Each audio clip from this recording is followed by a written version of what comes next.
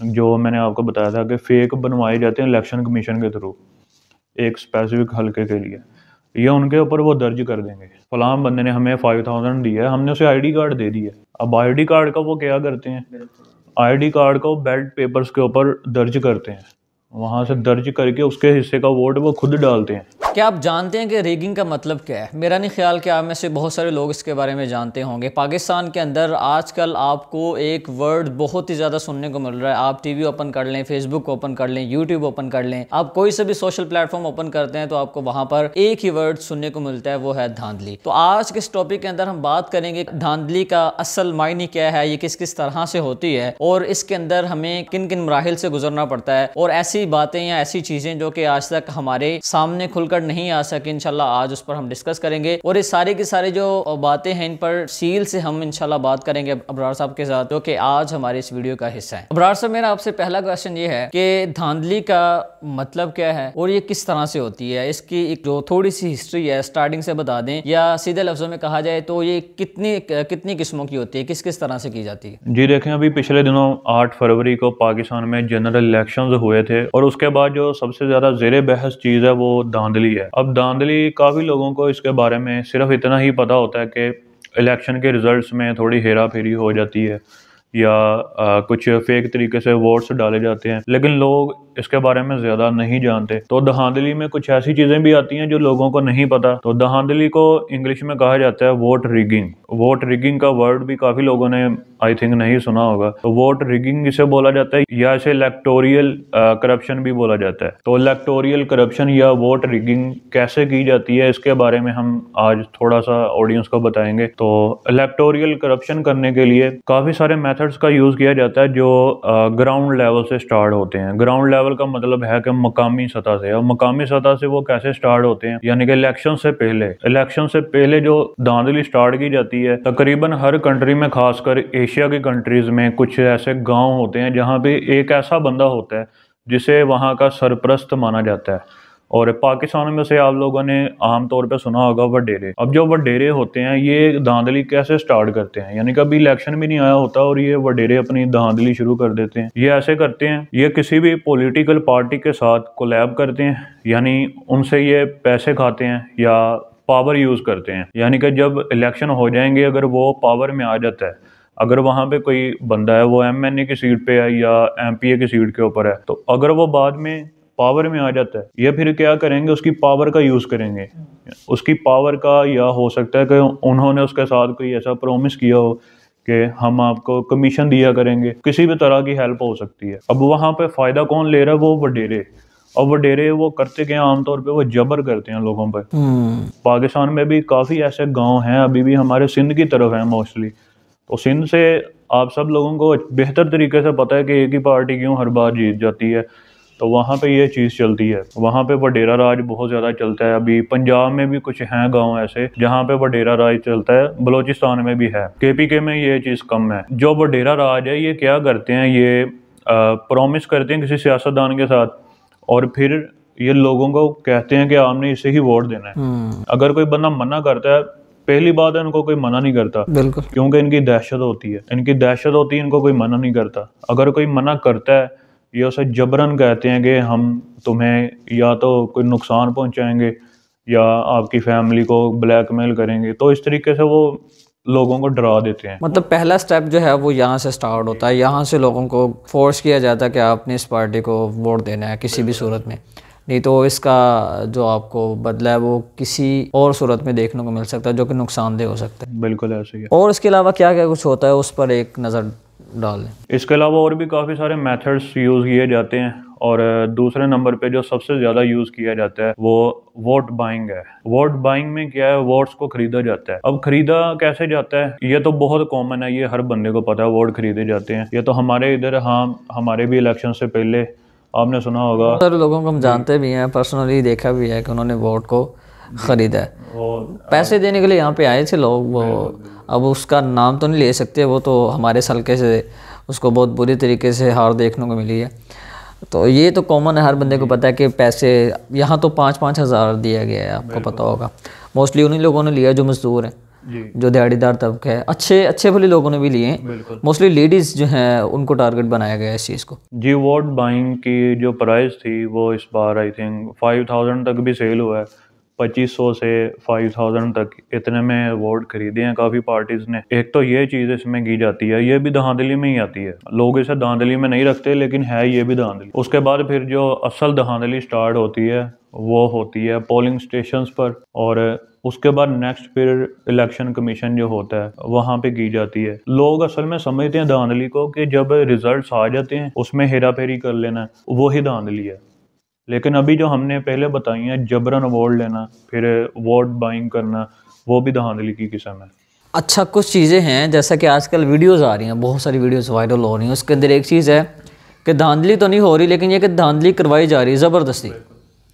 जो ऑफिसर बैठा है वहाँ पे किसी भी हलके का, तो वो क्या है, उसको कॉल्स की जा रही हैं, प्रेशराइज किया जा रहा है कि तुमने अगर यहाँ पे धांधली ना की, वोटिंग को ना बढ़ाया उस पार्टी के लिए, या फ़र्ज़ करें अगर एक बंदा हार रहा है वहाँ से, उसको ज़ोर ज़बरदस्ती कर रहे हैं कि यहाँ पर उसने जीतना हर सूरत में, वो चाहे जैसा भी जैसे भी जीते, उसको फोर्स किया जाता है, तुम्हें कत्ल कर दिया जाएगा, तुम्हारी फैमिली को कत्ल कर दिया जाएगा। तो ये क्या कर रहे हैं, इस तरह से भी धांधली करवा रहे हैं ज़ोर ज़बरदस्ती के साथ। फिर उसके बाद ऊपर भी जाके धांधली होती है, उस पर थोड़ा सा आप डिटेल से बता देना होगा। देखें, जो पाकिस्तान में इस टाइम चल रहा है ना, उसके ऊपर अगर हम बात करेंगे तो हो सकता है हमें प्रेशराइज किया जाए या कोई हमें अथॉरिटी की तरफ से कोई धमकी भी दी जाए।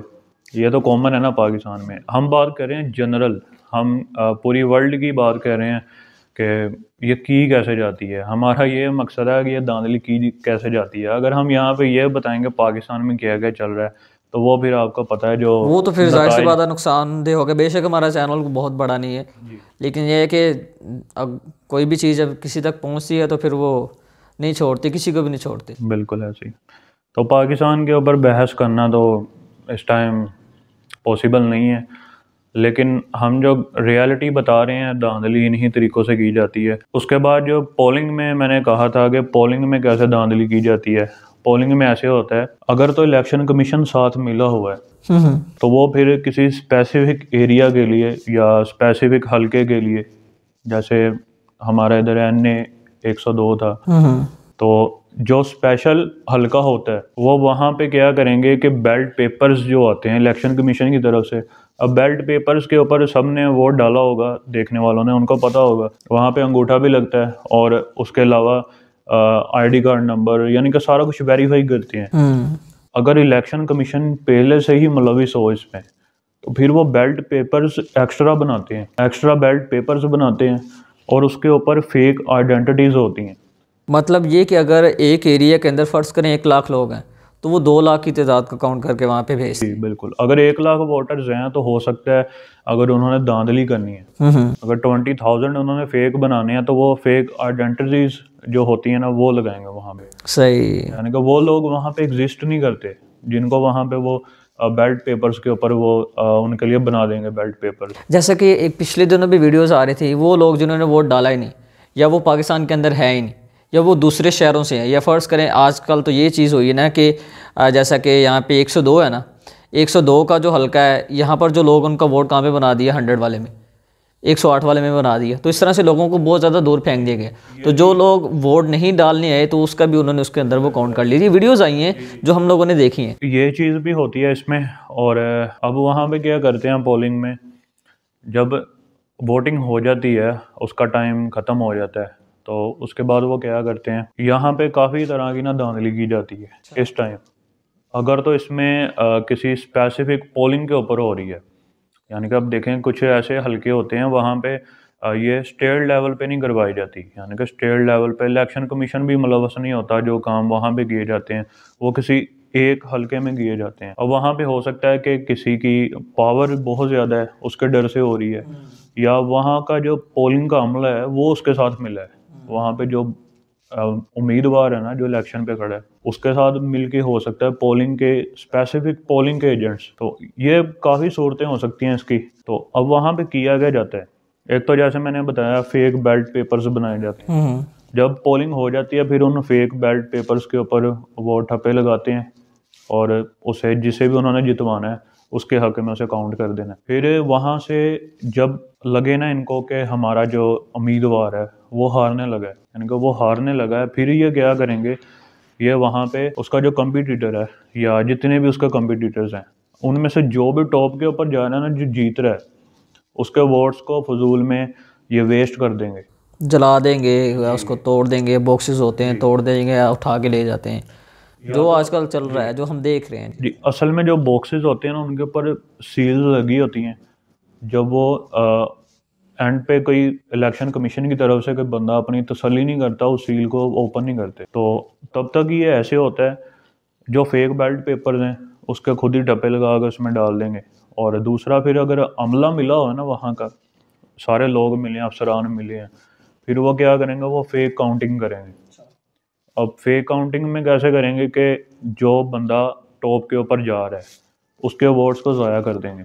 जब उनको पता चल जाना ना कि यह बंदा लीड कर गया है, ये जीत रहा है, फिर उसके बाद ये क्या करेंगे, उसके वोट्स को ज़ाया करेंगे। जैसा कि अभी लाहौर में बहुत सारी ऐसी सीट्स निकली, नाम तो नहीं लेंगे, आपने देखा होगा, एक बंदा अगर जा रहा है 150 पे जा रहा है, 1,50,000 वोट पर ऊपर जा रहा है, और एक बंदा जा रहा है 70, 80, 90,000 के वोट्स पर जा रहा है, वो क्या एक तरह से हार चुका है, 90% रिजल्ट आ गया, वो हार चुका है। अब क्या हुआ, अगले दिन ही वो बंदा क्या जीत रहा है, 50,000 के मार्जिन से वो बंदा जीत रहा है। तो यहाँ पे ये सब चल रहा है। अब देखें, इसमें मैंने अभी जो बताया है ना कि पहले ये देखते हैं कोई टॉप के ऊपर जा रहा है, यानी कि जिसको ये जिताना चाहते थे वो नीचे है और दूसरा आगे है, तब ये गेम स्टार्ट होती है। तब फिर ये क्या करते हैं, अब देखें, वेस्ट करना शुरू कर देते हैं। रिजल्ट्स ऐसे आते हैं। अब एक हलके में कितने पोलिंग्स हैं, हमारे इधर तकरीबन 10-12 थे। अब एक हलके में 10-12 पोलिंग्स हों, ज़्यादा भी होते हैं, जितना बड़ा हलका है उस हिसाब से।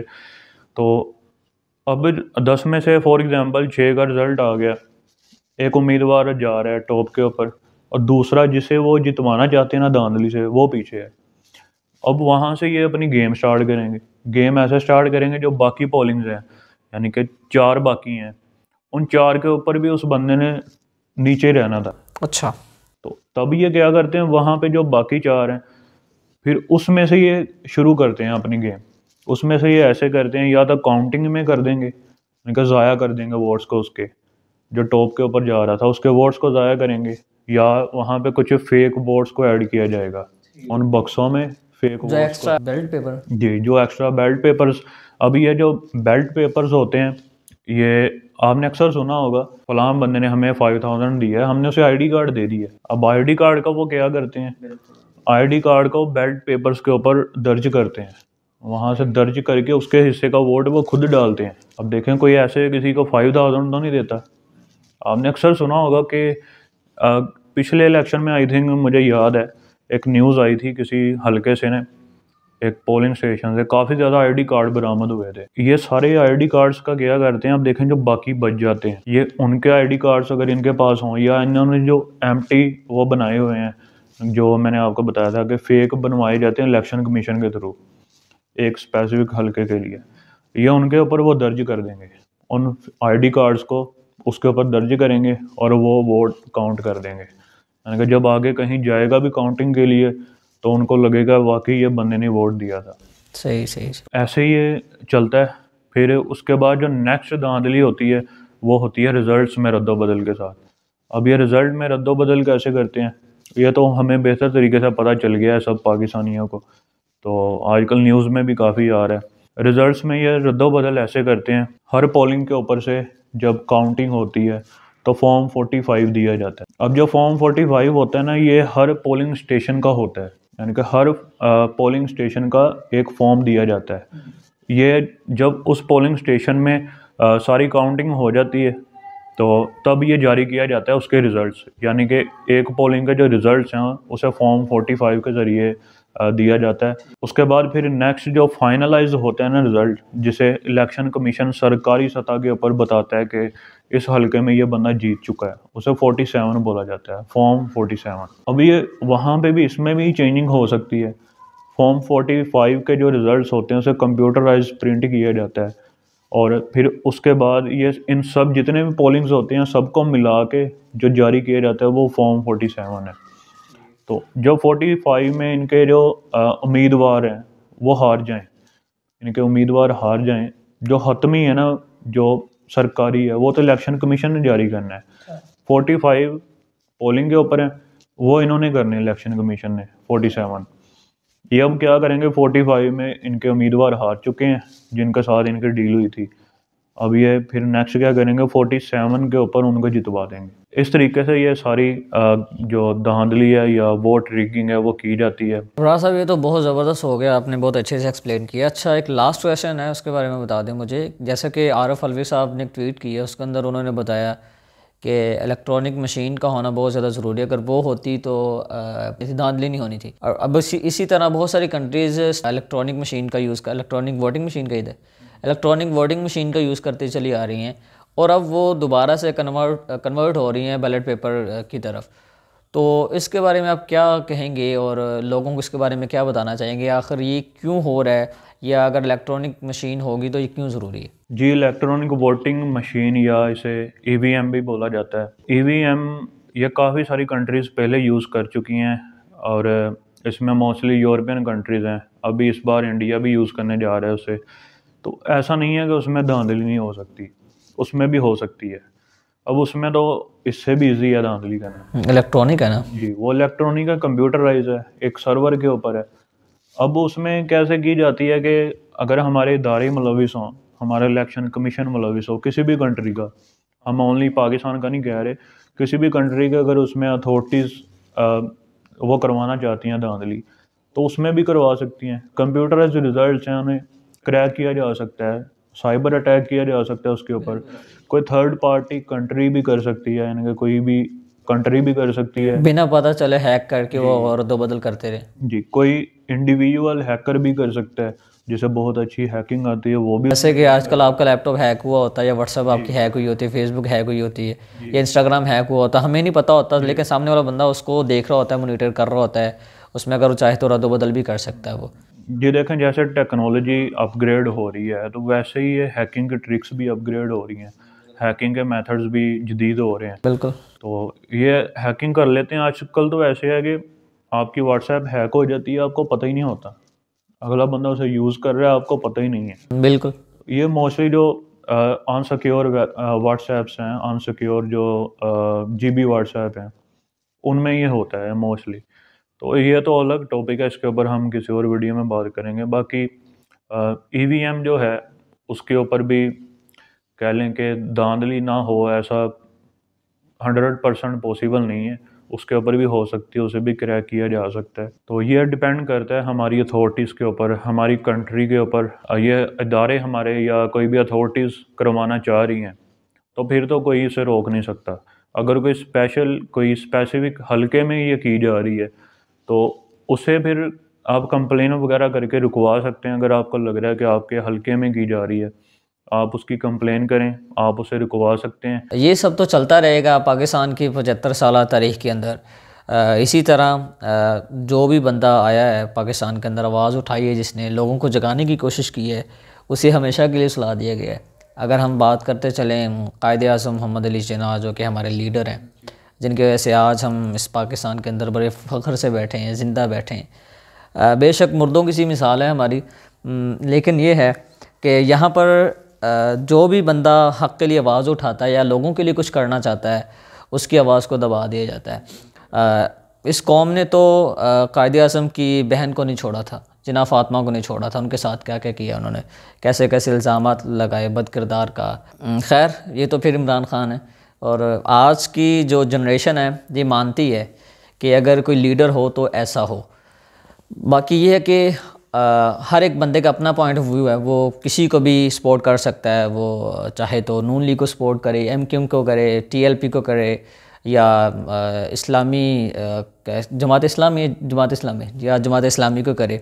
तो हर एक बंदा अपना हक़ रखता है, तो वो किसी को भी कर सकता है। लेकिन बात ये है कि करप्शन, धांधली, हक़ के लिए आवाज़ उठाना, ये सारी चीज़ें पाकिस्तान के अंदर शुरू से चलती रही हैं, और अब जाके लोगों की जो आंखें वो खुली, आंखें खुलते खुलते तकरीबन 75 साल का अर्सा जो गुजर गए। उम्मीद करता हूँ कि आज की ये जो वीडियो है आप लोगों के लिए बहुत ही ज़्यादा हेल्पफुल रही होगी। आज का हमारा जो टॉपिक था इसके अंदर बस यही एक चीज़ हमने क्लियर करनी थी कि धांधली होती क्या है, कैसे की जाती है और हमारा इसके बारे में जानना क्यों ज़रूरी था। तो ये सारी बातें जो हमने इस वीडियो के अंदर डिस्कस की हैं, इंशाल्लाह नेक्स्ट वीडियो के अंदर हम एक नए टॉपिक के साथ आपके सामने हाजिर होंगे।